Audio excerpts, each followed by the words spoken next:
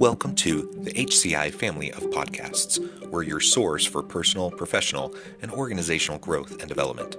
We share our own original research, explore industry trends, and interview executives and thought leaders from across the globe. Join us for practitioner-oriented content around all things leadership, HR, talent management, organizational development, and change management. Maximize your personal and organizational potential with the HCI family of podcasts. Luis Báez, welcome to the conversation today.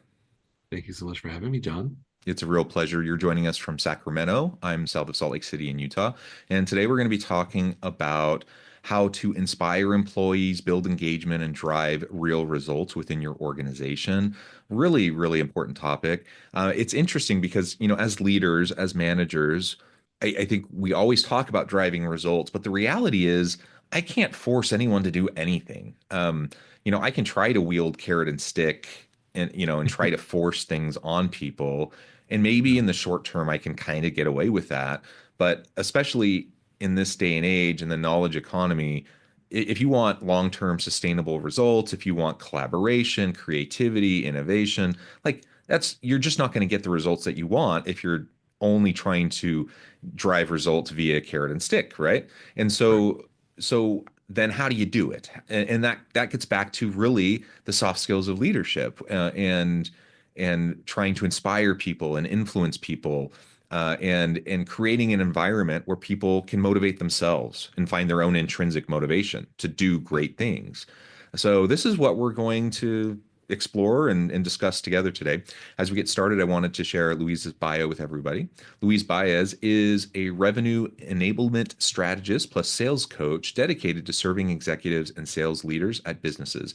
In 2017, after years of working in some of the biggest Silicon Valley startups like LinkedIn, Google, Uber, Tesla, and others, Luis began to teach impassioned business owners how to scale their revenues and impact by creating and selling high-end offers. During that time, he was also invited to speak about leadership and personal branding at business schools across the country, including Stanford, UC Berkeley, and Bard. Today, Luis is a published author through the internationally recognized Madecraft organization, which includes an incredibly popular LinkedIn learning course on popularized sales that has been taken by over 20,000 people to date. When it comes to podcasts, he has also brought the beard and baritone to many popular podcasts. There's a lot of other things I could highlight, but I'm going to pause there. Anything you would like to highlight about yourself, your own career, your background, personal context before we dive on into the conversation? I appreciate that, John. I think the most important thing for folks to know about me as they listen into this conversation is that I am someone who never knew what he was doing and figured it out along the way. And part of it was leading with authenticity and showing up as my whole self and being vulnerable in spaces where that wasn't expected. And so I hope that that is something that everyone walks away with from our conversation today. Yeah, I really like that. And so important to just be true to yourself, to be authentic.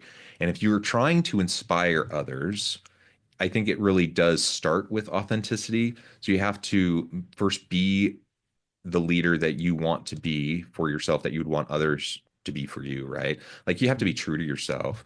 If I don't like black and white thinking. So like sometimes when we talk about introversion, extroversion, we get far too black and white about it, right? There's a whole spectrum. Yeah. But I think generally I tend more towards the not the extroverted side. I'm more introverted, introspective. I like to keep to myself more often than not, but it's situational, right? And it depends on who I'm with. It depends on what kind of thing I'm doing. And I like doing stuff like this all day. I could talk to people all day in this kind of a context, or with my students, or whatever, or in a company training or something.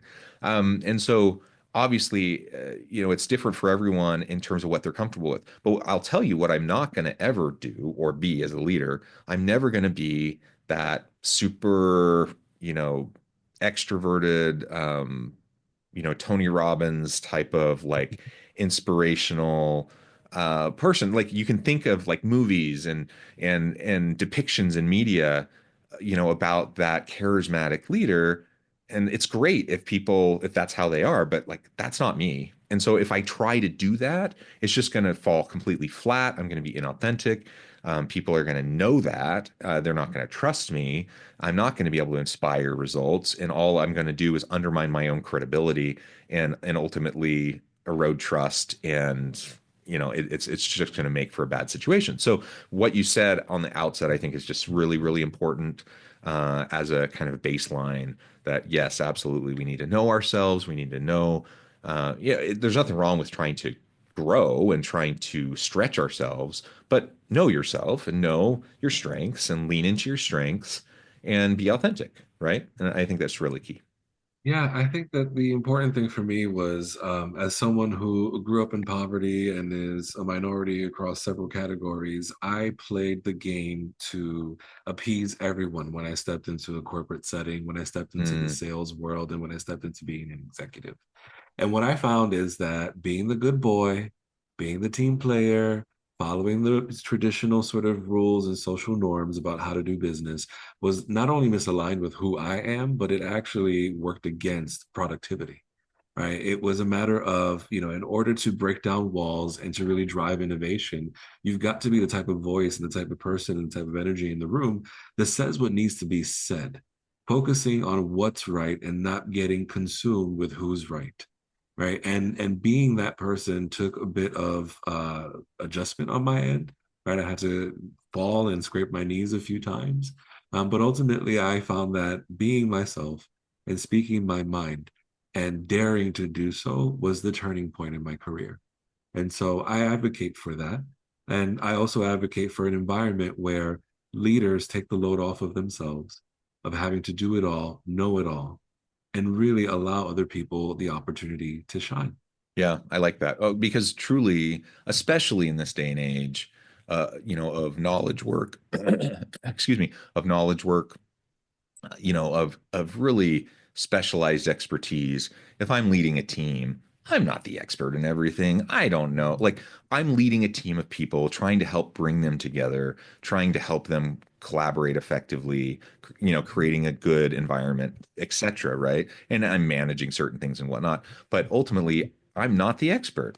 Yeah, They are. And so I yeah. need to trust in them. I need to lean on them. I need to empower them and help them to grow into their expertise and then work together, right? That's my role. For if we look at a sports kind of connection here, I think of someone like Phil Jackson. Mm, The Bulls coach, Lakers coach, won I don't know how many, nine NBA championships. yeah. First with Michael Jordan, six of them, and then with Kobe and Shaq in LA. What did he have? Three peats or something like that. I mean, he won just a lot, right? He won a lot Yeah. of championships. And what was his superpower? It was managing greatness. Mhm. His superpower was recognizing when he had amazing talent and then helping to bring them together in a cohesive manner Yeah. where they could complement each other. And that I mean, that it may sound easy. You may say, well, if any team had Michael Jordan, they would have been amazing, and to an extent. But guess what? Mhm. Michael Jordan played in the NBA for a long time before he ever won a championship.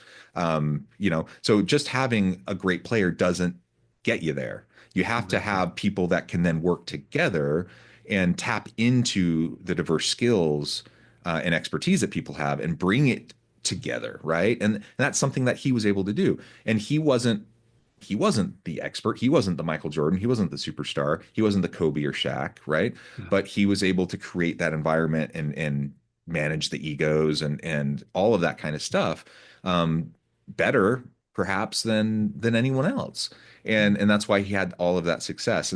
And I think maybe it's not a perfect analogy, but I think when we look in business and we look at organizations and successful leaders, I think ultimately the best successful leaders are the ones that are able to really pull out the best of all of their experts, well, and get their own ego out of the way. It's not about them. It's about your people, and it's about helping them shine and pulling the best out of them. Yeah. I think for myself, a turning point was before I was ever able to be that leader that could develop the intuition and the confidence to lean into that intuition about playing to people's strengths. I needed to transform as an individual first and foremost. And when I Hmm. think about what was the experience that really clicked for me, I got my career started in advertising sales in New York City in the 2000s. And so imagine, if you will, this is in the backdrop of Mad Men being popularized on Mm, television, and really highlighting the sort of, relationship driven culture of the industry. And as you can imagine, in conference rooms that I stepped into, it was very much a boiler room and mm, had to run the numbers, had to lay down every detail of my sales pipeline. I was grilled and drilled in front of my colleagues, embarrassed, on the spot, mm, on the sales floor. And so I constantly was on guard and I developed this sort of anxiety, right? I became a mm, news junkie. I was on top of all the things. You would never catch me off guard. mm, Fast forward to my transition from New York City to Silicon Valley. I was recruited to work at LinkedIn. It was my first sort of job in the tech industry, and it was an industry that promised this sort of environment and culture that applauded authenticity and celebrated servant leadership yeah. and looked at a very sort of contrast to the experience that I was having on the East Coast. I was excited about it, but I remember my first pipeline review. I had been with the team for a few weeks, um, called on a bunch of folks, developing my knowledge on product. It was my time to kind of step into the room, demonstrate that I was doing the work, hustling, doing my learning, and putting in my work, right? And I remember that day being buttoned up, ready with my numbers, ready with all the things. And my sales director walks into the room and rather than grilling all of us immediately, she places her laptop on the table, apologizes for being 2 minutes late, projects her laptop on the screen for everyone to see. And it's this beautiful but chaotic color coded calendar that she's Mm, sharing with everyone. And she's acknowledging sort of the progress that's being made across some things, delays on other requests, and being very human about it. It's like, this is where this mm, project's at. These are the pickup times that I've got for my child. These are the things that I'm also negotiating here and there. I've got the board meeting here, et cetera, et cetera. Right. So the way that she approached it was level setting, right? yeah. First of all, being human, but also level setting that there is this expectation of using all of your resources and leaning into all the things that you have to figure it out. And also to figure it out outside of the confines of the 9 to 5 where it doesn't make sense, right? And Hmm. that stayed with me. And as I ascended into sales leadership and as I ascended into being a director of global revenue enablement at a startup, that is the lesson that I carried with me is that I set the tone for how people operate. If I want them to be confident and competent, transparent, if I want them to be intrinsically motivated, I have to also acknowledge that they are humans having a corporate experience. And I have to lean into a bit of my humanity in the way that I show up as well. And that's not to say that I'm a pushover because we drive the Sure. numbers. My resume will Yeah. tell you all the things. I keep receipts. It's about understanding that there is more than one way to crack an egg. I could be a dictator on the team, right? That's one style of leadership, but it's certainly not mine. And nor is it productive or necessary. Well, and that example of your leader that came in and was just genuine with you, and I'm guessing that wasn't how she always started meetings, you know? No, Like in that case, that was authentic to that circumstance and situation, and it was relevant, you know? And other yeah, times, she may have been harder nose about um, the numbers and whatever, right? And it depends on the exactly. situation, right? But Yeah, being vulnerable and being open and genuine, it goes a long way in building rapport, in building trust, and just the human side of what we do that I think mhm. is just really, really important. And you don't have it doesn't take a lot, does it? You know, it Not at it all. just it just takes some very in some cases very brief genuine moments with people, to humanize yourself, to demonstrate that you recognize the humanity in them in your team, Yeah. right? And then you can move forward, in a more positive way without everyone feeling like everyone's being exploited or that everyone's just a cog in a machine or whatever all those types of things that sometimes people feel in an Absolutely. organization. Maybe you don't feel Yeah. valued, you don't feel that you matter or that what all the hard work you're putting in makes a difference. And that's a stinky place to be. You want to contribute and you want to feel like you matter and you want to if you're putting your heart and soul into something to try to drive results, you want it to be acknowledged, right? And so Yes. And create so I create. think that Oh, go ahead. no, no, I was just going to say, I think that, the way that you create that sort of environment is, one piece of the formula is how you show up as a leader. I think Yeah. the other thing is how it is that you communicate expectation, but then also how you celebrate wins. It's so important that everyone understands which lane they're swimming in. Mhm. Don't leave the guesswork to them. Be very clear, right? And then also celebrate what it looks like to be doing the job well. Celebrate what it looks like to be a Yeah. hero on the team for the customers, etc.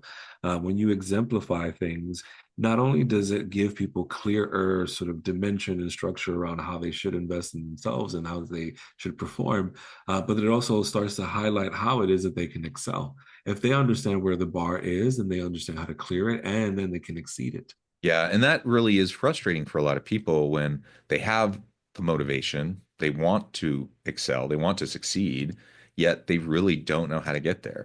There's no clarity. And of course, there's complexity, there's nuance.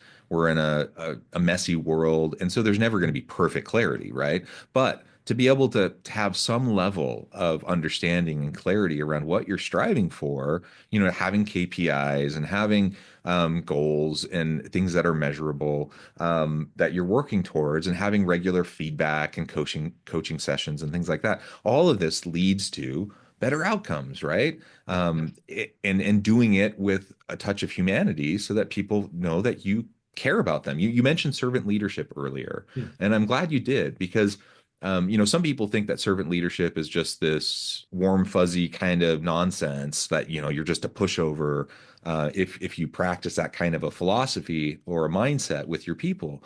And I think it couldn't be farther from the truth. I think a true servant leader is not a pushover at all.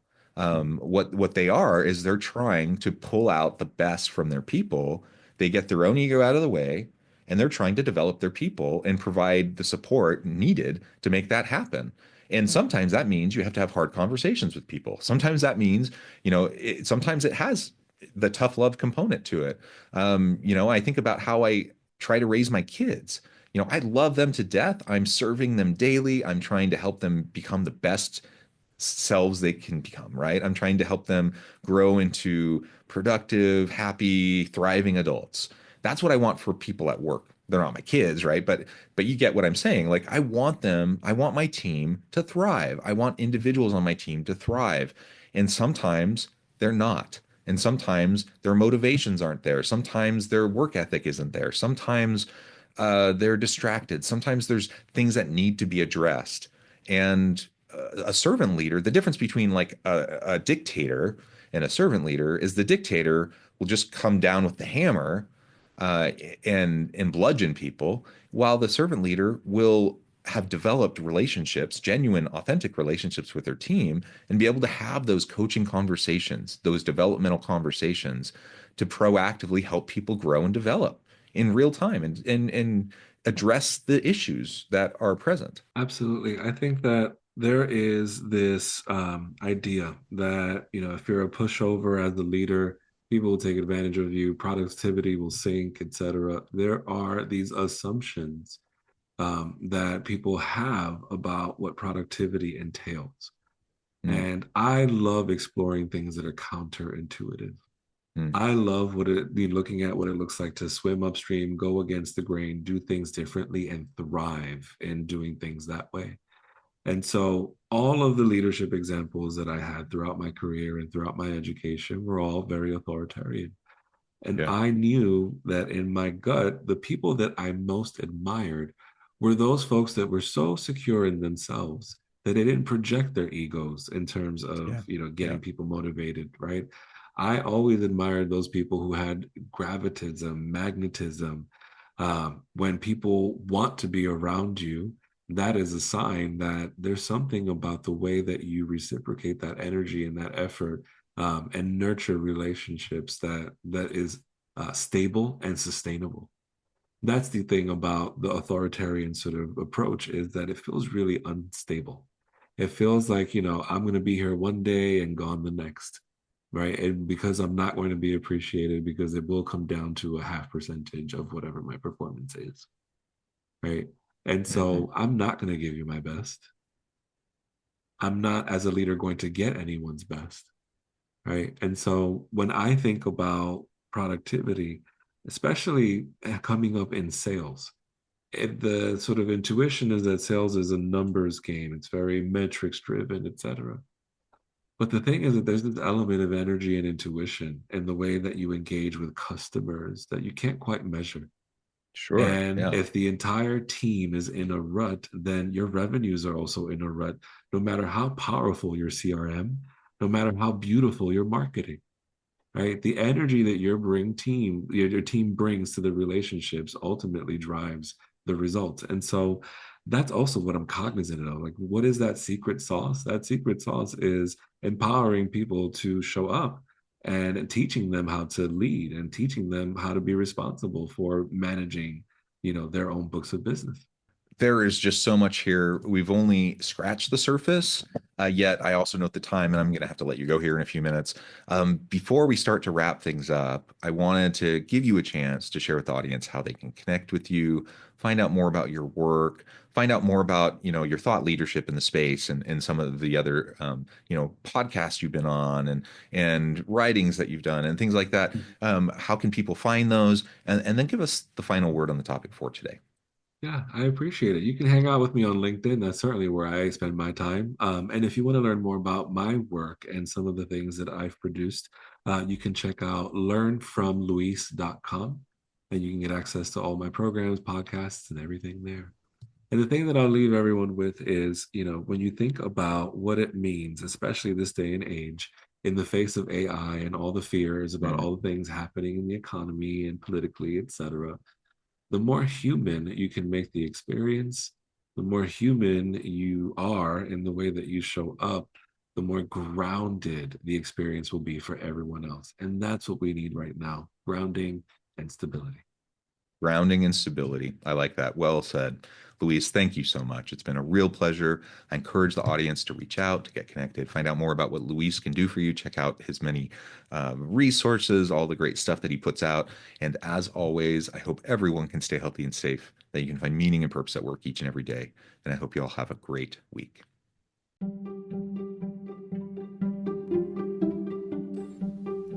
Thanks for joining us for this episode of the podcast. We hope you stay healthy and safe, and please join us again soon.